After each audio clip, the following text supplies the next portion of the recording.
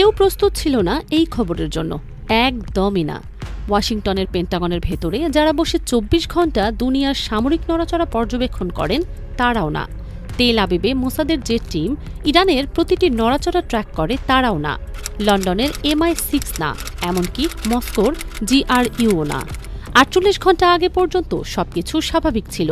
ইরানের উত্তরে সেই বিশাল মরুপ্রান্তরে কিছু সামরিক তৎপরতা চলছে এতটুকু জানা ছিল, কিন্তু এটাকে কেউ আলাদা করে গুরুত্ব দেয়নি। ইরান এসব তো করেই থাকে, মাসে একবার দুইবার মরুভূমিতে কিছু না কিছু পরীক্ষা চালায়। তো এবারও সেরকমই কিছু একটা হচ্ছে ধরে নেওয়া হয়েছিল, কিন্তু তারপর যা হলো সেটা কেউ আগে থেকে কল্পনাও করতে পারেনি।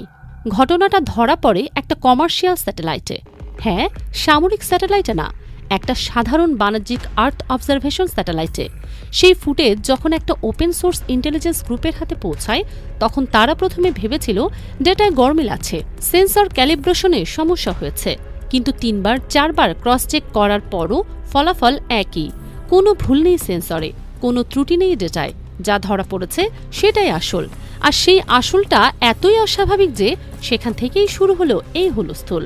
ফুটেজটা দেখলে চোখে প্রথমে যা ধরা পড়ে সেটা হলো মরুভূমির ধূসর বুক চিরে লম্বা একটা ধুলোর রেখা দ্রুত সরে যাচ্ছে, এত দ্রুত যে ফ্রেমের কোনো কোণা থেকে অন্য কোণায় চলে যেতে সময় লাগছে মাত্র কয়েক সেকেন্ড। সেই ধুলোর রেখার মাথায় কিছু একটা আছে, ঠিক কি সেটা বোঝা যাচ্ছে না পরিষ্কার করে। দেখতে মনে হচ্ছে মাটিতে চলা কোনো যান, আকাশে ওঠেনি, মাটি ঘেঁষে ছুটছে। কিন্তু যখন সেই যানের গতি মাপা হলো, অ্যানালিস্টরা প্রথমে নিজেদের হিসাব বিশ্বাস করতে পারলেন না। ঘন্টায় 1200 কিলোমিটারের ওপর। ঠিক শুনছেন, 1200। শব্দ বাতাসে যে গতিতে চলে সেটা ঘন্টায় 1215 কিলোমিটার। তার মানে এই রহস্যময় যানটি শব্দের সমান গতিতে মাটি ঘেঁষে ছুটেছে সেদিন। এটা শুনতে যতটা সিম্পল মনে হচ্ছে আসলে ততটা সিম্পল না একেবারেই। একটু বুঝিয়ে বলি কেন। আকাশে উপরে উঠলে বাতাস পাতলা হয়ে যায়, ঘর্ষণ কমে, তাই উচ্চগতি তুলনামূলক সহজ সেখানে। কিন্তু মাটির কাছে সেখানে বাতাসের ঘনত্ব প্রচণ্ড, ঘর্ষণ বিশাল, তাপ তৈরি হয় ভয়ানক পরিমাণে। এই পরিবেশে সুপারসনিক গতি তোলা এমন একটা কাজ যেটা করার সক্ষমতা এই পৃথিবীতে হাতে গোনা 2-3টা দেশের আছে। আমেরিকা পারে নিশ্চিতভাবে, রাশিয়া সম্ভবত পারে, চীন চেষ্টা করছে। কিন্তু ইরানের নাম এই লিস্টে কোনো দিন আসেনি। কেউ স্বপ্নেও ভাবেনি ইরান এরকম কিছু একটা পরীক্ষা করবে। অথচ স্যাটেলাইট ফুটেজ মিথ্যা বলে না, যা দেখা যাচ্ছে সেটাই ঘটেছে। আর সেই কারণেই গত 48 ঘন্টায় বিশ্বের প্রতিটা বড় গোয়েন্দা সংস্থায় জরুরি বৈঠক বসেছে। এখন সবচেয়ে বড় ধাঁধাটা হলো এই বস্তুটা ঠিক কোন ক্যাটাগরিতে পড়ে। ড্রোন বলবেন? ড্রোন তো এই গতিতে চলে না সাধারণত। মিসাইল বলবেন? মিসাইল তো একবার ছোড়া হলে ফেরত আসে না, কিন্তু এটা মনে হচ্ছে নিয়ন্ত্রিতভাবে চলছিল। তাহলে কি এটা? নতুন কোনো শ্রেণীর সামরিক যান যার জন্য পরিভাষাই তৈরি হয়নি এখনো? কেউ জানে না সেই উত্তর। আর যে দেশটা এই পরীক্ষা চালিয়েছে সেই ইরান মুখে তালা দিয়ে বসে আছে। তেহরান থেকে একটা শব্দ বেরোয়নি, সামরিক মুখপাত্র নিশ্চুপ, রাষ্ট্রীয় গণমাধ্যম নীরব, সোশ্যাল মিডিয়ায় কোনো ছাপ নেই। এই পরিকল্পিত নীরবতাটাই কিন্তু পুরো ব্যাপারটাকে আরও 10 গুণ রহস্যময় করে তুলেছে। কারণটা সোজা, যে দেশ চুপ থাকে সে দেশ আসলে সবচেয়ে জোরে কথা বলে। ভাবুন একবার, কোনো দেশ নতুন অস্ত্র বানালে কি করে? ঘটা করে দেখায়, প্যারেড করে, টিভিতে ফলাও করে প্রচার চালায়। উত্তর কোরিয়া করে, চীন করে, এমনকি ইরানও অতীতে করেছে। কিন্তু এবার ইরান নিজে থেকে কিছুই বলেনি। স্যাটেলাইটে ধরা না পড়লে হয়তো বিশ্ব কোনোদিনও জানত না এই পরীক্ষার কথা। এর মানে কি? মানে হলো ইরান চায়নি কেউ এখন জানুক। তাদের প্রস্তুতি হয়তো শেষ হয়নি, অথবা তারা ইচ্ছে করে চাইছে প্রতিপক্ষ যেন বুঝতে না পারে ঠিক কতদূর এগিয়ে গেছে তারা। দুটো ব্যাখ্যাই সমান উদ্বেগের। এই ঘটনার সাথে অনেকে মিলিয়ে দেখছেন কয়েক দশক আগের সেই কাহিনী, যখন ক্যাসপিয়ান সাগরের তীরে রাশিয়া এমন কিছু পরীক্ষা করেছিল যেটা দেখে আমেরিকার গোয়েন্দারা মাথায় হাত দিয়ে বসেছিল।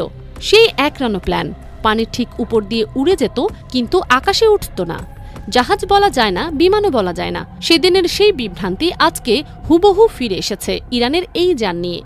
পার্থক্য শুধু একটাই, রাশিয়ার ক্ষেত্রে কয়েক বছরের মধ্যে ধীরে ধীরে জিনিসটা বোঝা গিয়েছিল। ইরানের ক্ষেত্রে এখনও কোনো কিনারা হয়নি, সব ঘোলা, সব অস্পষ্ট। বিশ্লেষকদের মধ্যে এখন দুটো ক্যাম্প তৈরি হয়ে গেছে। প্রথম দলটা ভাবছে ইরান হয়তো তাদের কোনো পুরনো যুদ্ধ বিমানের জেট ইঞ্জিন খুলে নিয়ে সেটাকে একটা সম্পূর্ণ আলাদা কাঠামোতে বসিয়েছে।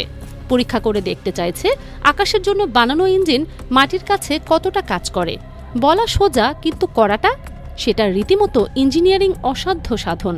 জেট ইঞ্জিন বানানোই হয় আকাশের জন্য, যেখানে বাতাস হালকা, ঘর্ষণ কম। মাটির কাছে পুরো গণিত উল্টে যায়।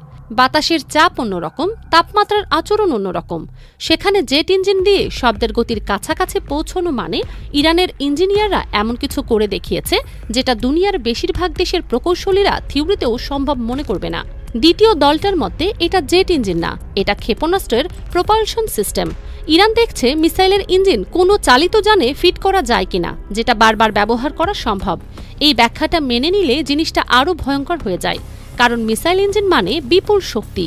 সেটা যদি এমন কোনো প্ল্যাটফর্মে দেয়া যায় যেটা একবার ব্যবহার করে ফেলে দিতে হয় না, বরং ফিরিয়ে আনা যায়, আবার পাঠানো যায়, তাহলে সেটা যুদ্ধক্ষেত্রে এমন এক জিনিস নিয়ে আসবে যার জন্য কোনো দেশের বর্তমান প্রতিরক্ষা ব্যবস্থা তৈরি না। পুরো ব্যাপারটাই সবচেয়ে ভারী যে প্রশ্নটা ঝুলে আছে সেটা হলো, ইরান একা এটা করেছে নাকি কেউ পেছন থেকে সাহায্য করেছে? বেশিরভাগ বিশেষজ্ঞের আঙ্গুল উঠছে মস্কোর দিকে, রাশিয়ার দিকে। কারণটাও যুক্তিসঙ্গত।